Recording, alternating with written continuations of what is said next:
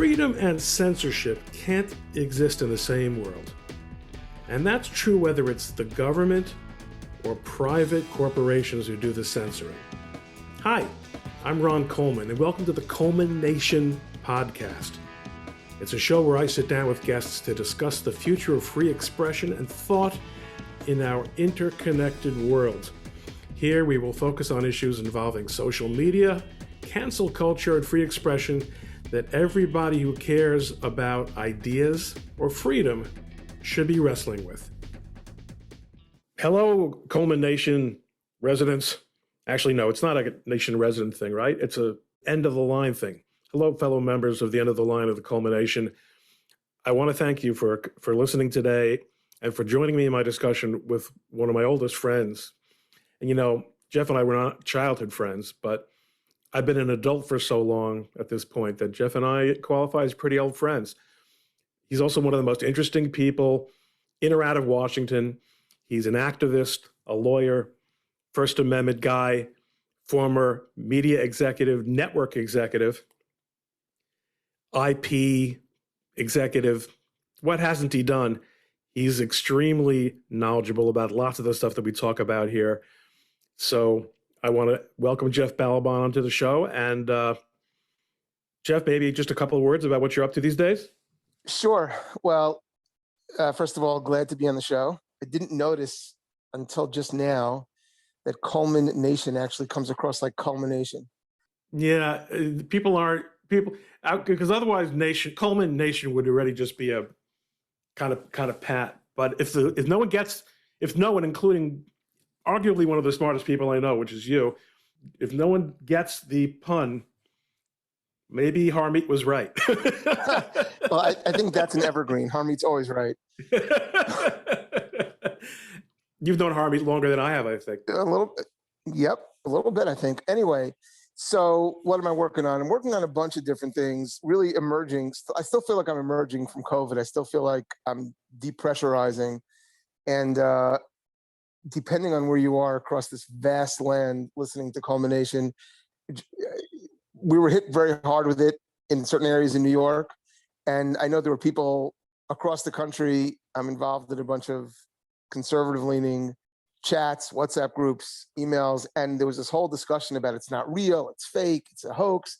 And I'm thinking, I'm not talking policy, but I literally know people who are dying, and it's not a hoax. There could be other things going on. Media could be lying about what's happening. The government certainly could be, but that there are people dying, it's not a hoax. I'm still beginning to emerge from life as Zoom as opposed to actually seeing real people.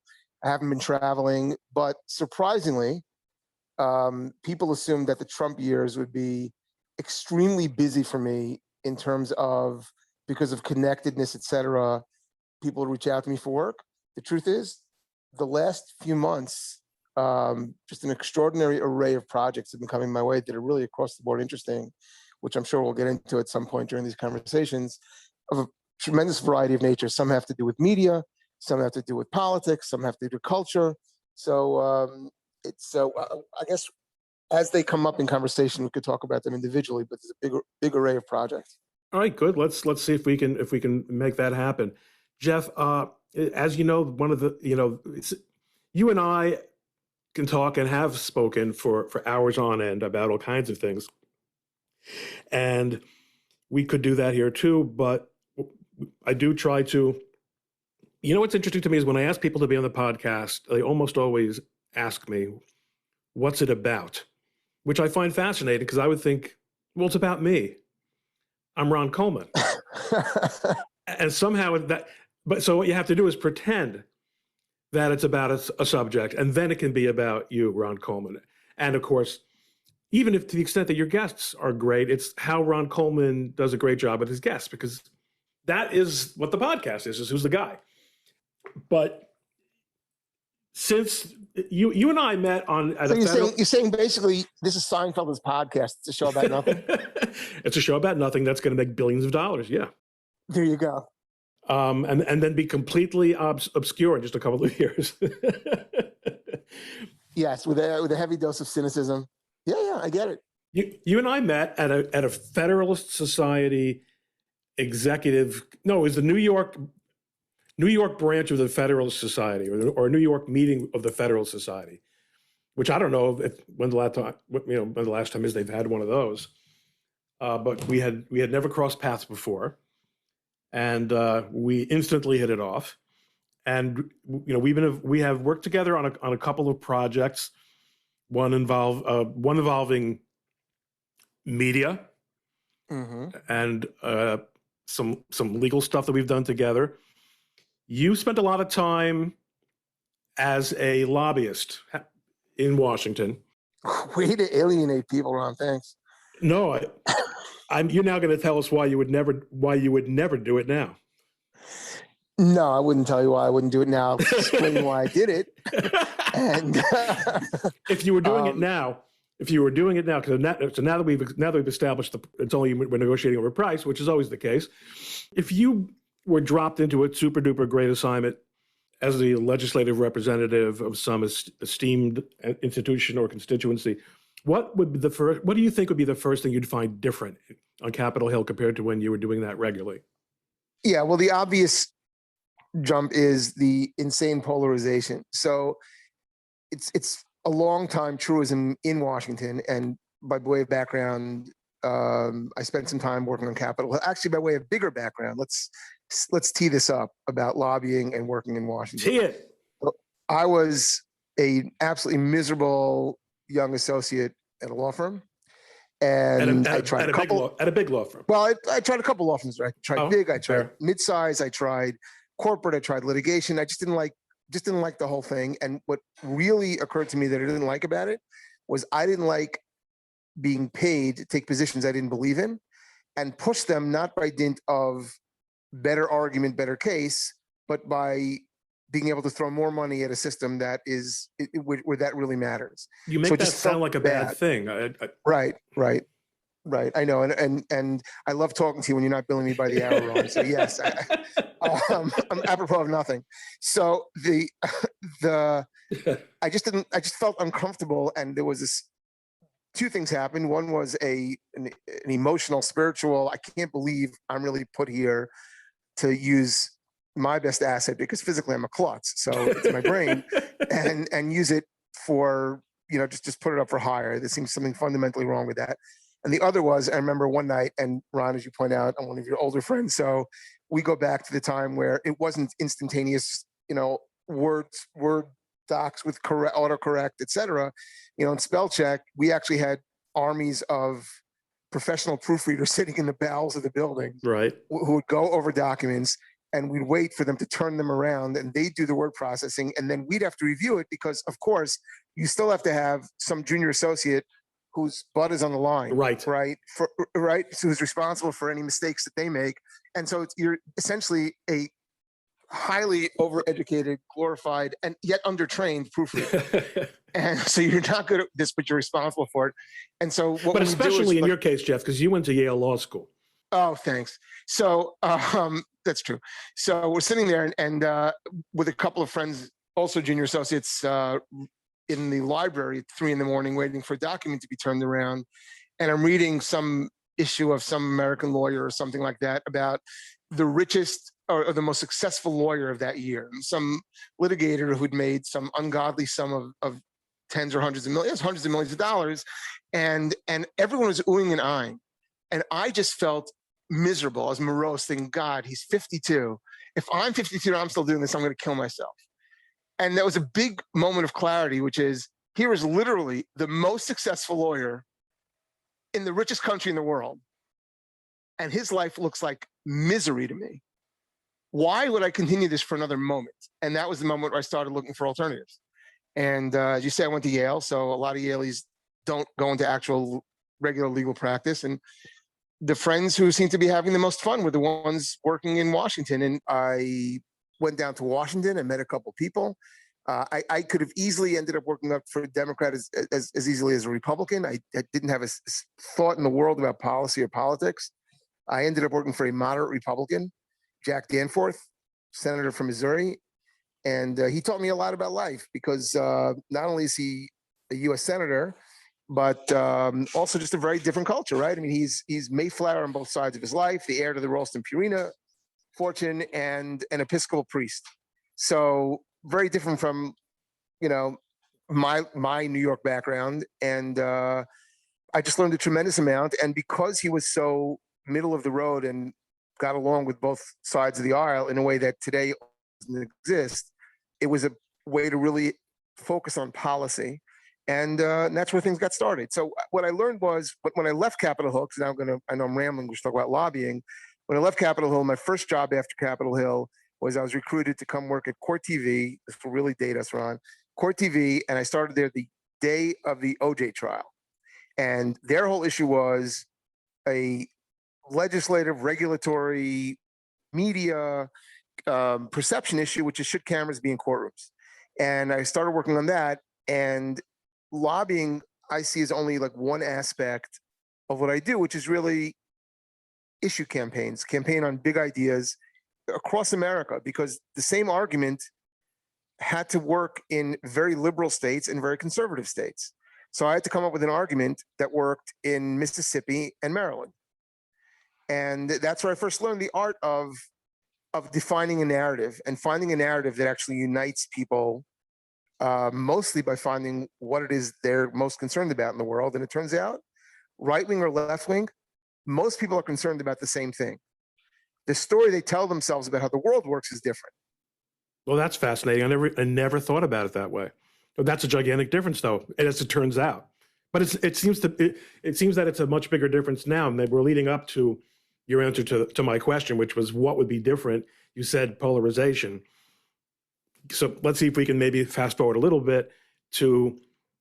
So you were doing the cameras in court project, which, you know, I think you were busy with, I guess, in another iteration when you and I met. You'd come back to that when you were working for Channel One. It might be. I think it might have dated back to then. I think we might have met over there because I actually was working with the Federalist Society on the issue. Look, let me explore the concept because it relates to a lot of things you and I talk about when we're not being recorded. Also, very good. You know we're being recorded. Yeah, we are being recorded. That's what I hear. Right? Why do people think this is live? So. What I mean by way of example, and once I say this becomes apparent to people, but I think people haven't thought of this. So people say, you know, conservatives don't trust government and liberals trust government. Well, that's not true. Conservatives absolutely trust certain parts of government. Conservatives trust the military. They trust law enforcement.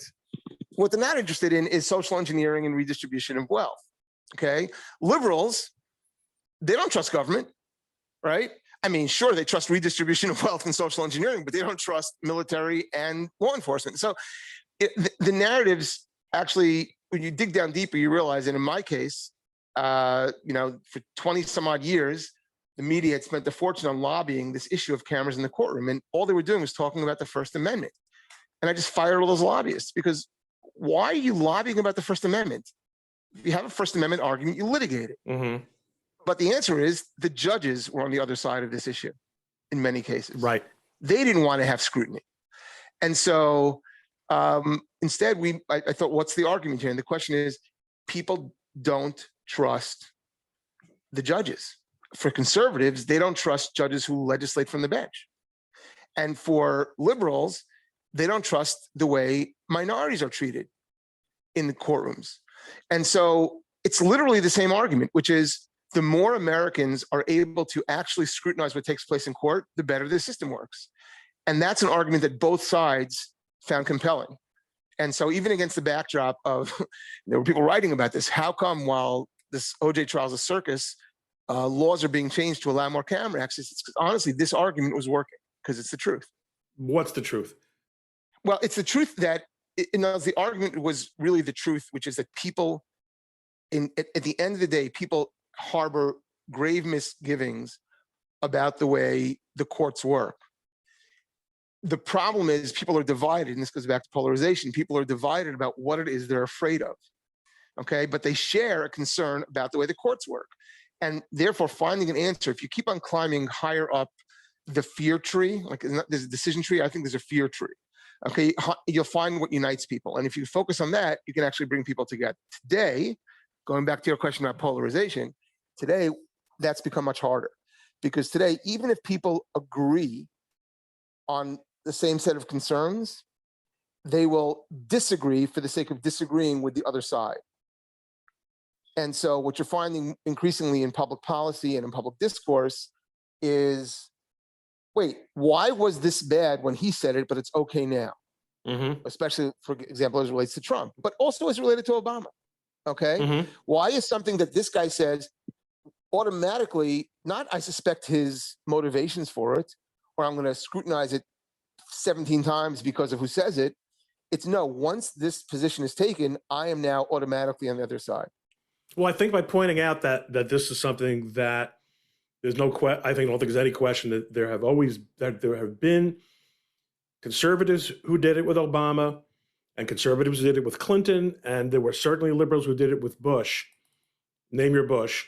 I think it's a very sloppy kind of thinking that people engage in, where they blame the fact that we're at this polarization point on something about Donald Trump, and that's just so preposterous. You can't even have lived through the Bush years, much less the Reagan years, if you think that. And yet, the vast majority of people who say it, I don't believe they think it at all. And many of them are conservatives, or call themselves conservatives.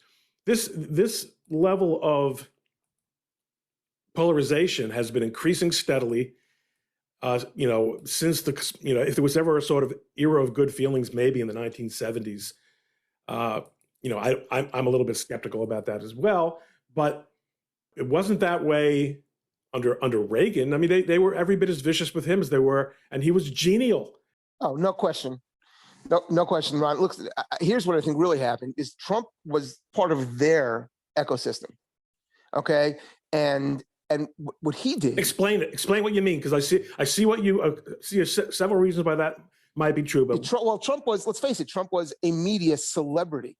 Okay. Right. He was a celebrity in every sense of the word. It wasn't just because he was wealthy. It wasn't because he was in real estate. It's because he was also, or that he was an entertainer. That's the point. The point is, we live in a society in which there's the absolute value of notoriety. Like, it doesn't matter if you made $100 billion or you lost $100 billion, you're still going to be, on the same talk shows, and there's the absolute value of notoriety. Okay, mm-hmm. Celebrity is its own currency, right?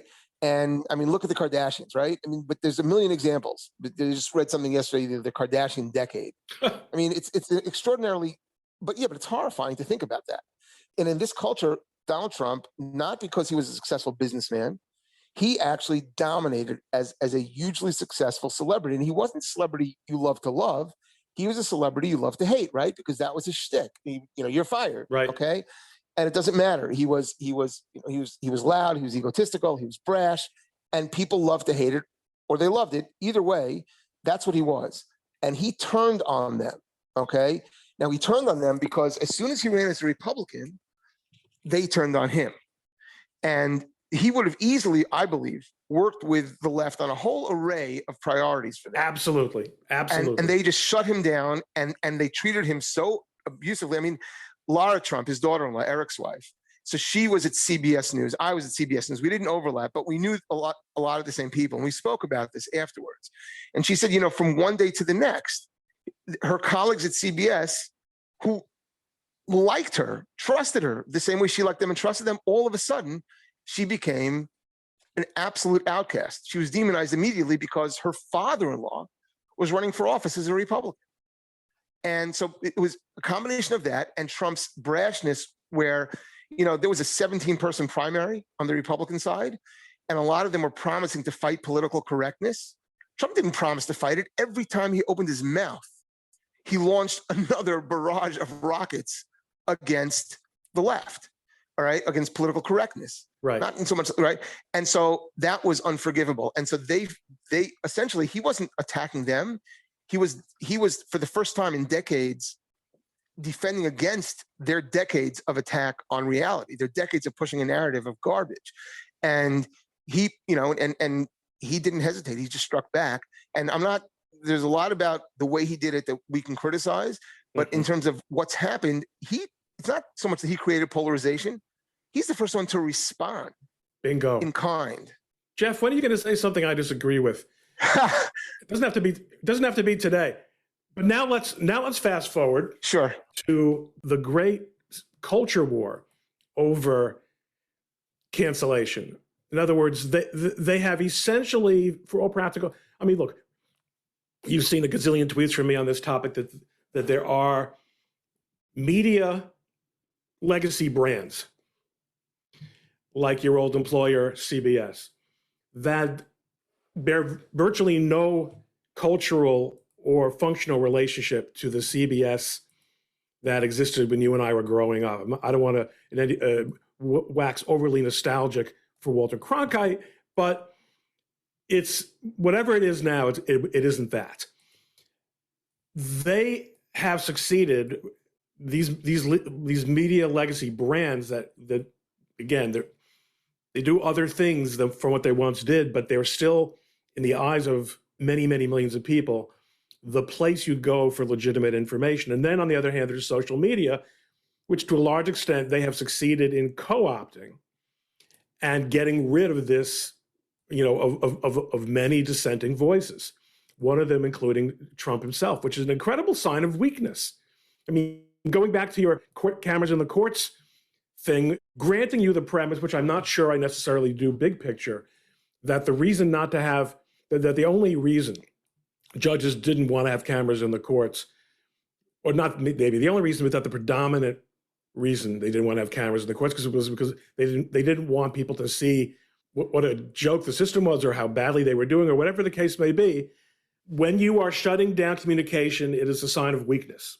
It's a sign of vulnerability.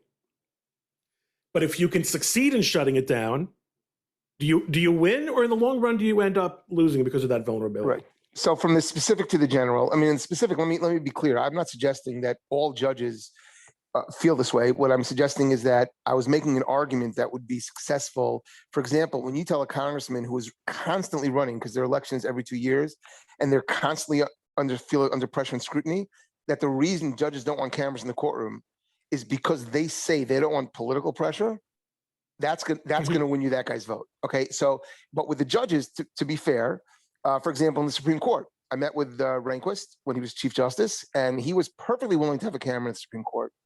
He was showing us where he would put it. But he said, until we have all 9 justices, all 9, total consensus, we are going to be united against it.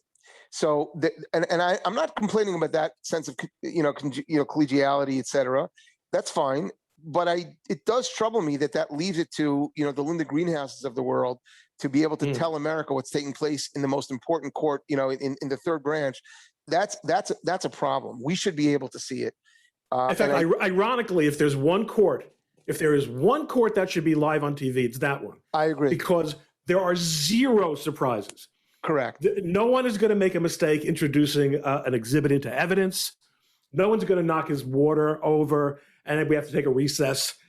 It's everything that's going to happen has been pre-planned and pre-staged for months. But I want to be clear about something else, Ron. I want to be clear. It was never our position as a corporation. It was never my position personally that cameras should be mandated in the courtroom. Our position was judges should have discretion to allow cameras in the courtroom. That's it. As opposed to rules being made. And they were making those rules because some judges wanted it, some judges didn't want it, and they didn't want to those judges didn't want to feel the pressure. And my view is, of course, judges decide whether evidence should be allowed in the court, right? So if judges are making that decision, if there's truly a reason that it would affect the integrity of a proceeding, then the judge should have the ability to exclude the camera. But barring that, the default should be these are public and people should have a right to see it. And famously in America, right, when America was first started, there were 2 big buildings in every town or in every center. There was a big church, big enough for everyone to gather in, and there was a big courthouse, big enough for everyone to gather in, because justice had to be seen to be done. We've moved away from that. And this goes back to the media problem. Now we have intermediaries who are telling us what takes place. And you've been in courtrooms, I've been in courtrooms on high profile matters, slants, right? And you know that what the media has to say about it barely ever reflects what actually took place. Mostly because they don't know. They can't understand it. And, even Linda Greenhouse, I think, is Pastor Prime, with all due respect, and the people who are not covering the legal beat are, they don't get it. Well, I want to take, believe it or not, as always happens when you and I are speaking, we're beginning to run a little bit at a time. I want to now try to a little bit fast forward these observations and see if there's any way we can apply them to what's going on now in social media, with the cancel culture, with censorship, with the political correctness stuff, as we used to call it. Do you think there's anything we can learn from that applies to where we are now? You can say no. You can say, Ron, the segue didn't work. No. Listen. I'm sitting here looking at the book called Barbarians at the Gate, right? Yeah. And I keep on hearing people saying barbarians are at the gate, etc. And I think they're wrong. The barbarians are sitting on the throne. Right. Okay. We are, and I think of it as normals. Okay. People whose narrative actually bears a direct relationship to empirical reality. Mm-hmm. Okay. We've essentially lost already. Can we recapture our culture? I am very pessimistic about it. Mm-hmm. We've lost, okay? And this has to do with, media narrative and political narrative and social narrative that's been pushed in academia, et cetera, for decades. And, among conservatives, sometimes people make this, I think if it's whistling past the graveyard joke, yeah, but we've got all the guns, okay? Well, that's a dumb joke, because it has nothing to do with who has all the guns. It has to do with It has to do with who has the narrative, who controls reality. Mm-hmm. And as we see increasingly, and this has to do with cancel culture. This has to do with, voices that can't be heard. You can't talk about whether or not hydroxychloroquine is valuable as a treatment, because once Donald Trump utters it, science is out the window, right? Right. You can't talk about, and I'm not saying it is or it isn't effective. I'm saying there's no way to know, right? Because there's so much of an incentive for this story, and it goes so deep, right?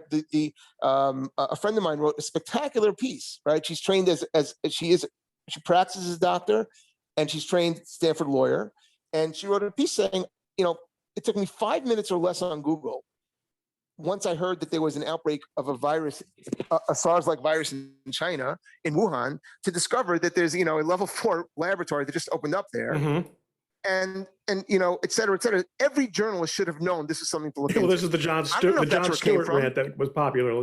It was making right, but this was a year. Right, this is over a year ago, and she goes, I don't know why. She goes, I'm not saying this is what happened, but I'm saying, why are we discounting it? Except, the only time it ever comes up is to mock it and say it's a conspiracy theory, when it's by far sort of the Occam's razor most likely reality. I'm not assigning intention, just saying that's where viruses escape from. Right. Okay. And it's a very well thought out piece. For her troubles, she was thrown out of her job as a physician.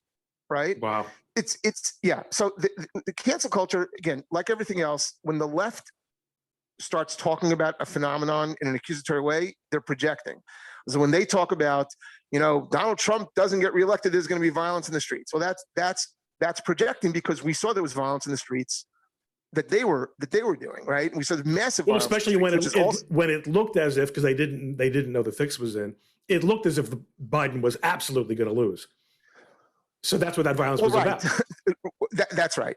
I mean, although they're setting up a narrative that Biden was absolutely going to win. They were setting up a narrative that he was crushing it. He was 12 points ahead here and 7 points ahead. It was never that. Right.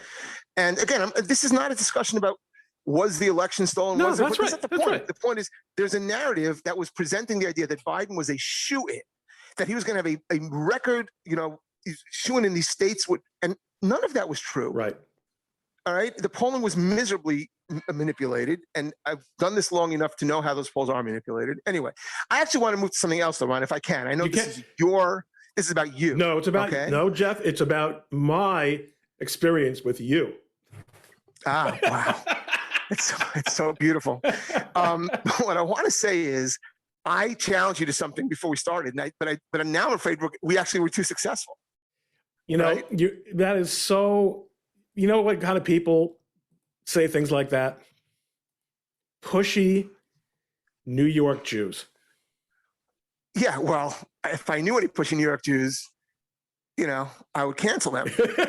But right, before the podcast started, right? Before we started, I challenged you to see how long we could talk about normal people subjects without getting Jewy.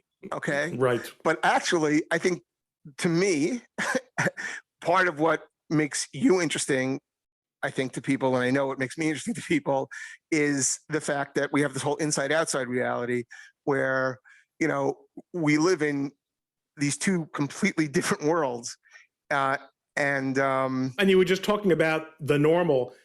We're the right. normies. We're the, and I heard what you were thinking, which is that we feel as if we Orthodox Jews, we strictly Orthodox Jews, feel as if we're a very, very good representation of what were considered to be bourgeois values in Europe and the United States for the last few hundred years in terms of our family lives. And you mentioned there were always two big buildings in the town, the church and so now it would be two buildings in the town. There's the shul I want to go into and the shul I don't want to go into. Right. And the wedding hall that I can't get a reservation for. Right.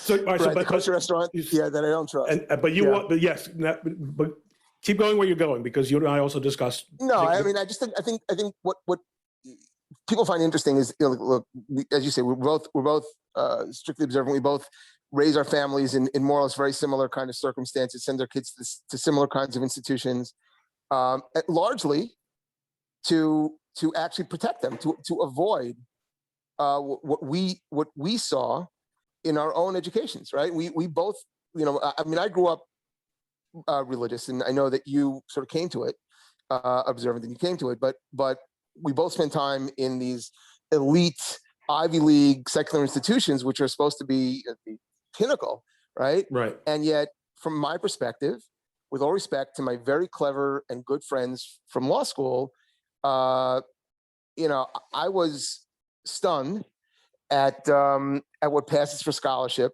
in those institutions. And it's a pet peeve of mine. I'll see these polls about how Jews vote, and they'll say, the more educated you are, right, the more years of education you have, the more you'll vote Democrat. And I'm thinking, no, what you really mean is the more you've been subjected to that kind of brainwashing, and the less you've actually been Jewishly educated. Our kids may not be Jewishly educated, may not be secularly educated in the way they think, but they are spending 6, 7, 8, 10 years post high school in actual scholarship. And that's totally disregarded when they talk about education. Right.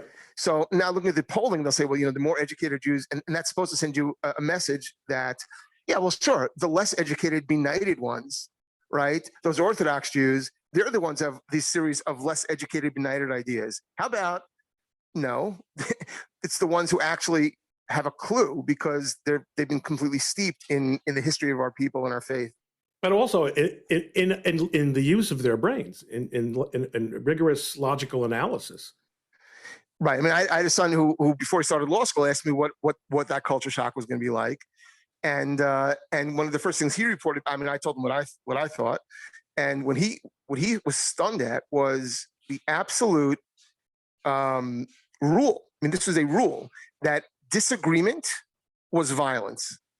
Now, in yeshiva, you desperately try to find a study partner with whom you're going to fight. I mean, like fight and emotionally, really pummel each other intellectually. And when you find someone that you cling to them, because that disagreement is how you grow, is how you learn, right? That intellectual, it's this intellectual ludus with gladiators, and we've lost that.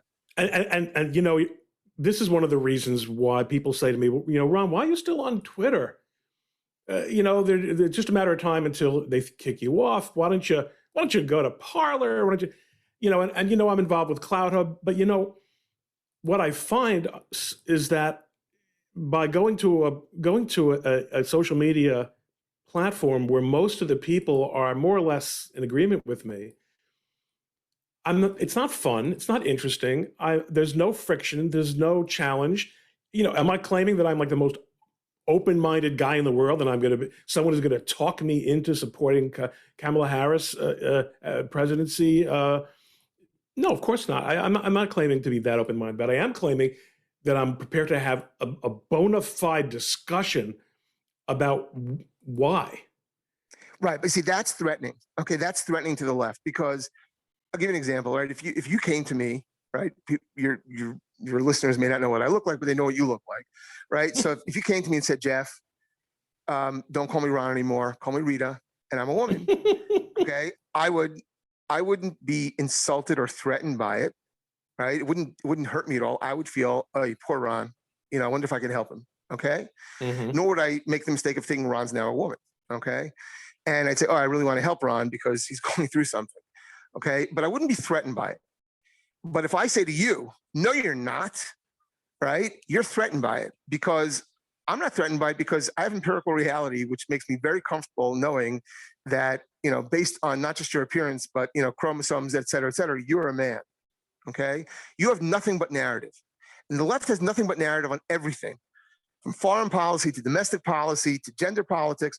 They have nothing but narrative. And so when they say, Ben Shapiro speaking on a college campus is violence, they actually perceive it as violence, because I really believe this is like a survival mechanism for them, which goes back to the idea that, yeah, conservatives might feel like they have the guns, but the other side already understands, and has for a long time, that they're involved in a fight for survival. And so of course they're going to cancel, right? Because these discussions actually, they feel that they're being annihilated in these discussions. Their very identity is being challenged. Their existence is being challenged. That's why they block. They block. So Jeff, is there a way out, do you think? You said you're pessimistic on the culture. Is there a practical way for us to survive this moment? At least, so that we can go to the grave having some hope that, absent an event of massive theological significance, that our children will have something like a free country to live in. I think it's behind us already. I think that we are through to the other side, and have been for a while. And all we have left now is a little bit of inertia. But no, I mean, I haven't given up, because you say absent some theological event. It doesn't have to be an obvious theological event. God works through the world, which is why half the world believes he's there and half the world doesn't. But again, we all have the narrative. It just depends on how we arrange the story. And you can't really argue from fact to prove or disprove design or God or anything like that. People either believe or they don't believe. We all have the same set of facts to work from. And that is the perfect way for us to end our discussion, because we started talking about ColemanNation, and that's where we are. Would you not agree that we are obligated nonetheless to complete the work, even if we can't we're obligated to spend our lives in this, right? That's what I said. I didn't want to be put in this world just to do what somebody is paying me to do, whether I believed in it or not. We're obligated to speak and live the truth as we see it. And you know what it is, Ron? Even if you think, how can I make a difference? If someone you loved their name was being denigrated publicly, you would lash out, you would speak out, simply because you couldn't bear it. And we have to love truth. We have to love truth. We have to love America. Those of us who are religious, especially, have to love God. And so you have to speak the truth. And worry later. I mean, try and do it effectively, for sure, but you can't plan to have the whole end game. Like I said, I'm pessimistic. I think I'm realistic, but that doesn't mean I or anybody else should stop standing up for what's right. Perfect.